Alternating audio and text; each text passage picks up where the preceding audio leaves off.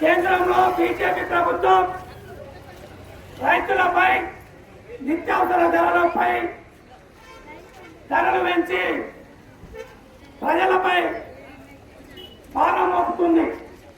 కాబట్టి బీజేపీ ప్రభుత్వాన్ని ఎండగట్టడానికి ఆలేరు నియోజకవర్గ సిపిఐ పార్టీ ప్రజా చైతన్య యాత్రను ప్రారంభించి నిన్న ఈరోజు 13 తారీఖు వరకు ఆలేరు నియోజకవర్గంలో జాథా ముగింపుంటుంది. కాబట్టి ఈ జాథాకు నాయకత్వం వహిస్తున్న సిపిఐ జిల్లా కార్యదర్శి యానాల దామోదర్ రెడ్డి గారికి, అదేవిధంగా సిపిఐ జిల్లా సహాయ కార్యదర్శి భగవాన సత్యనారాయణ గారికి, సిపిఐ జిల్లా కార్యవర్గ సభ్యులు ప్రజానాట్య మండలి ప్రధాన కార్యదర్శి చెక్క వెంకటేష్ గారికి, అదేవిధంగా సిపిఐ జిల్లా కార్యవర్గ సభ్యురాలు మహిళా జిల్లా ప్రధాన కార్యదర్శి పండి జంగమ్మ గారికి, అదే యాదగిరిగుట్ట మండల కార్యదర్శి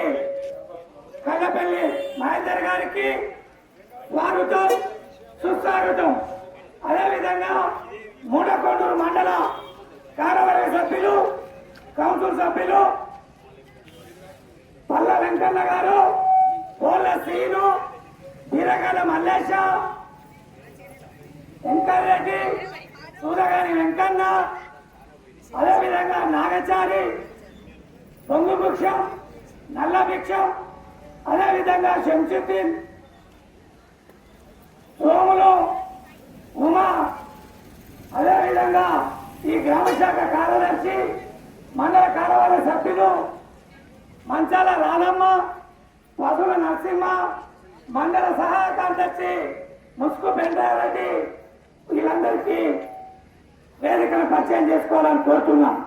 సూర్యనారాయణ రామరెడ్డి గారు కూడా వేదికను పరిచయం చేసుకోవాలని కోరుతున్నాం. అదేవిధంగా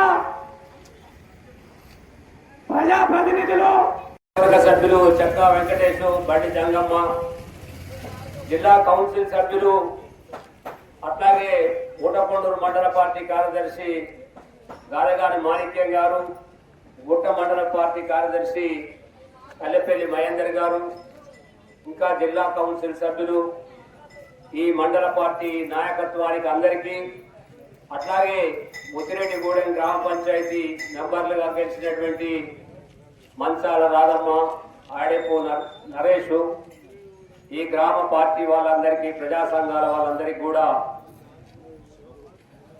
మహిళా సంఘం నాయకులందరికీ కూడా, ప్రజానాట్య మండలి కళాకారులకు, పత్రికా మిత్రులకు, భారత కమ్యూనిస్టు పార్టీ యాదాద్రి భువనగిరి జిల్లా తరఫున మనస్ఫూర్తి నమస్కారాలు తెలియజేసుకుంటున్నాం.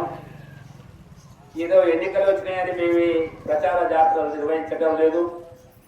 ఇవాళ కేంద్రంలో 12 సంవత్సరాలు పరిపాలన చేసినటువంటి నరేంద్ర మోడీ పరిపాలన, ప్రజా వ్యతిరేక విధానాలని ఈ దేశంలో అన్ని గ్రామాల ప్రజలకు వివరించి చైతన్యం చేసి మన సమస్యల పరిష్కారం కోసం పోరాటాలు, ఆరాటాలు, ఆందోళనలు నిర్వహించాలి, సమస్యలు పరిష్కరించుకోవాలనేటువంటి ఉద్దేశంతో భారత కమ్యూనిస్టు పార్టీ మహత్తర కార్యక్రమానికి శ్రీకారం చుట్టడం జరిగింది.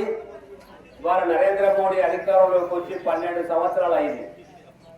12 సంవత్సరాల కంటే ముందు ఆయనకు అధికారంలోకి వచ్చేనాడు ఈ దేశంలో ధరలను పెరగనియను, పెరగకుండా అడ్డుకట్ట వేస్తా, ఈ దేశంలో అనేక మంది నిరుద్యోగ యువకులు ఉన్నారు, వాళ్ళందరికీ ఉద్యోగ అవకాశాలు కల్పిస్తా, పారిశ్రామికవేత్తలు, పెట్టుబడిదారులు దేశ సంపదను కొల్లగొట్టి విదేశీ బ్యాంకుల్లో దాచుకున్నారు, ఆ డబ్బులన్నీ తెచ్చి పేద ప్రజలకు వంచుతా, ఇలా గ్రామీణ ప్రాంతాలలో చదువుకోవటానికి, అట్లాగే వైద్యశాలలలో డబ్బులు వచ్చినప్పుడు బాగా చేసుకోవడానికి, ఆరోగ్యకరమైనటువంటి విషయాలకు మెరుగుపరుస్తా, మహిళా సాధికారత బిల్లు, మహిళా రిజర్వేషన్లు చట్టసభలలో అమలు పరుస్తా, ఇలాంటి అనేక సమస్యల్ని మన ముందు ఉంచడం జరిగింది. అధికారంలోకి రావడం జరిగింది నరేంద్ర మోడీ గారు.